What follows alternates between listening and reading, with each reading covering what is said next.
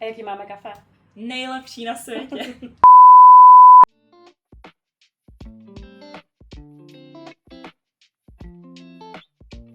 Tak my tady máme Valentínu, která je u nás na školní praxi nebo praxi v rámci svého studia. Na jaký škole? Na škole Střední Michal. Umělecké a reklamní tvorby. A jak jsi u nás spokojená? Moc, já jsem moc spokojená, mně se tady líbí, všichni tady na mě byli hodní, je to tady přátelský, všichni mi pomohli vždycky, když jsem něco nevěděla nebo potřebovala a bylo to super. My jsme tady měli jednu takovou schůzku s opravdovým klientem, kde vlastně si seděla jakožto za našich řád, tak si tady seděla jakoby za toho interiérového architekta nebo designéra. A teď možná k tvýmu jakoby překvapení nebo možná zklamání, my jsme se vlastně k tomu designu vůbec nedostali, protože jsme začali vlastně hodnotit, klientka přišla že chce navrhnout interiér několika investičních bytů a teď jsme začali řešit jakoby provozní schéma, to znamená dispozici, narazili jsme tam na spousty komplikací, které tam byly ve finále, jsou to běžné komplikace, ale vlastně u nás je asi možná pochopila, nebo já nevím, jestli máš ten názor stejný, že návrh toho interiéru většinou bývá nějakých 20% z toho jakoby celku a ten zbytek je provozní schéma, koordinace jednotlivých profesí, což znamená, přijde klient a řekne, já mám v domě rekuperaci, mám tam inteligentní domácnost, mám fotovoltaiku a zároveň chci od vás, abyste mi navrhli hezký interiér. A my vlastně s tím klientem řešíme úplně v první řadě to, že kam vlastně ty technologie umístíme, kam dáme jejich vývody a snažíme se do toho zakomponovat ten interiér a až vlastně v neposlední řadě, což je vlastně to pro toho klienta to nejdůležitější, s čím on vlastně přijde, tak řešíme, jak ten interiér bude vypadat.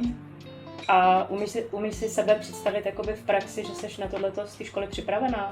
Já si myslím, že člověk se jako hodně učí jako tím životem a v té praxi. Samozřejmě z té školy by měly jako mít nějaký ty základy, ale samozřejmě spoustu věcí, co jsem jako třeba i u té schůzky slyšela, tak jsem o tom v životě neslyšela.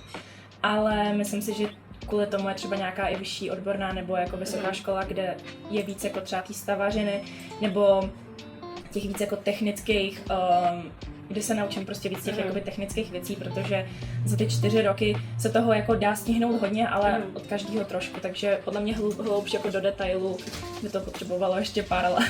A ty už ale co vy se tam učíte konkrétně, nebo na co se ta střední škola specializuje? Ta střední škola za mě, nebo co jsem se tam minimálně naučila, je, že se nám právě snaží dát jako takový obecný přehled, co máme umět, nebo co třeba existuje, jak s něčím pracovat, že máme nějaký projekt, třeba teďka pracujeme na bistru a neděláme vlastně jako každou tu místnost jakoby do detailu, ale že to jako nastřeníme a potom si to jako doděláváme. Že vlastně zaměřujeme se u toho bistra, že neděláme jakoby precizně třeba tu kuchyň, nebo ty sklady, nebo záchody, co tam musí být, ale že se zaměříme na ten vlastně, na to první, co ten zákazník jako vidí, když prostě tam přijde. A hodně se zaměřujeme i na koncept a i na tu jako psychologii toho designu, jak se vlastně ten člověk v tom cítí, protože to je taky důležitý. To si myslím, že jako je jedna z nejdůležitějších asi jako věcí. To já beru teď jako 20%. Samozřejmě provoz je jasný, ale jak říkám, my většinou v porovnání vlastně, co říkáš, co se tam učíte, tak my vlastně, já bych to spíš hodnotila tak, že ten interiér má 80% těch technických věcí, které vlastně bych řekla, že na ně neexistuje úplně jako jednotná škola a že je potřeba se to po vlastní ose vlastně neustále se vzdělávat, učit se i v těch moderních jakoby zdrojích, technologiích, které jsou okolo nás, které vlastně se jakoby používají a vlastně pořád být ve střehu, no, pořád se vzdělávat. Taky bych řekla, no, že jako ta škola tak tam má nějakou osnovu a přesně v každém bytě nebo na nějaký stavbě všude je to jako jiný, je to různorodý, takže... A co ti dala ta naše stavba, ta podolská, kde ses byla podívat?